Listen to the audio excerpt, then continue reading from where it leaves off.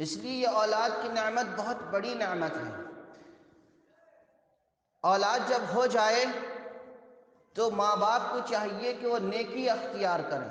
جب اولاد جب اس کا بیج پڑ جاتا ہے، اس وقت سے وہ ماں باپ کے اثرات اس پر مرتب ہوتے رہتے ہیں۔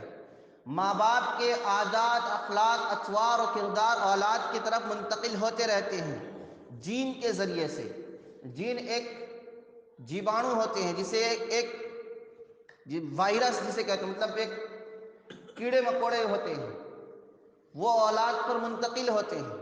ان کے ذریعے سے ماں باپ کے اثرات بھی اولاد پر منتقل ہوتے ہیں۔ ماں باپ اگر نیک ہیں، متقی پرہیزگار ہیں، اللہ والے ہیں، اللہ سے ڈرنے والے ہیں، تو اولاد کی طرف یہ سارے اثرات منتقل ہوتے ہیں۔ اسی لیے علماء نے فرمایا ہے، جب بچے کا حمل ٹھہر جائے تو ماں کو چاہیے، باپ کو چاہیے کہ تمام خرافات سے بچیں، گناہوں سے بچیں، فسق و فجور سے بچیں، لہو و لعب سے بچیں۔ اس لیے کہ بچہ جب ماں کے پیٹ میں ہوتا ہے تو ماں کے ذریعے سے وہ ساری چیزوں کو ریکارڈ کرتا ہے، وہ کیچ کرتا ہے، ماں کے پیٹ سے رہتے ہی وہ کیچ کرنا شروع کر دیتا ہے۔ اسی پر ایک واقعہ یاد آیا، ایک بندے نے اپنے بچے کو مدرسہ میں داخل کرایا۔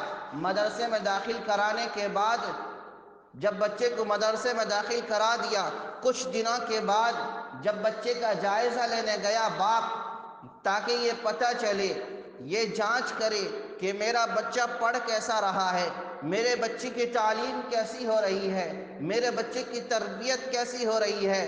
جب مدرسہ پہنچا، استاد سے ملاقات کیا کہ میرے بچے کا کیا حال ہے، اس کی تعلیم اور تربیت کا کیا حال ہے۔ استاد نے بتایا، بچہ آپ کا بہت اچھا ہے، لیکن ہمیں اس میں ایک عجیب بات دکھائی دی۔ وہ عجیب بات کیا ہے کہ جب بچہ مدرسہ میں آیا، 3 پارہ قرآن پڑھا اور 3 پارہ قرآن حفظ اتنی جلدی کر دیا جو عام دستور کے خلاف ہے، عام ماحول کے خلاف ہے۔ عام بچے جس طرح حفظ کرتے ہیں اس سے بڑھ کر ان سے جلدی 3 پارہ حفظ کر لیا۔ باقی کے اور جو پارے ہیں وہ ویسے ہی نارمل جس طرح ہر بچہ یاد کرتا ہے ویسے یہ بھی یاد کرنے لگا، مگر شروع کے 3 پارے اتنی جلدی وہ یاد کر لیا جس کا ہمیں بڑا تعجب ہوا کہ اتنے جلدی کسی بچے نے آج تک یاد نہیں کیا۔ تو اس کا باپ کو بھی بڑی تعجب ہوئی، وہ بھی حیرت میں پڑ گیا۔ وہ گھر آیا، گھر آنے کے بعد اس کی بیوی سے اس کا تذکرہ کرنے لگا کہ ہمارا بچہ مدرسہ میں گیا تو ہے، پڑھ تو رہا ہے، مگر اس میں ایک عجیب بات ہے کہ وہ 3 پارہ اتنے جلدی یاد کر لیا، عام بچوں کی عادت کے خلاف وہ 3 پارہ بہت جلدی یاد کر لیا، اتنی جلدی کسی بچے نے آج تک یاد نہیں کیا۔ جب بیوی سے یہ ماجرا سنایا، بیوی سن کر مسکرانے لگی، تو شوہر پوچھنے لگا کیا بات ہے، مجھے تعجب ہو رہی ہے اور تم ہے کہ مسکرا رہی ہو۔ تو بیوی کہتی ہے میں اپنی ماں اور بہنوں سے کہوں گا ذرا کان کھول کر اس کی بات کو سنیں۔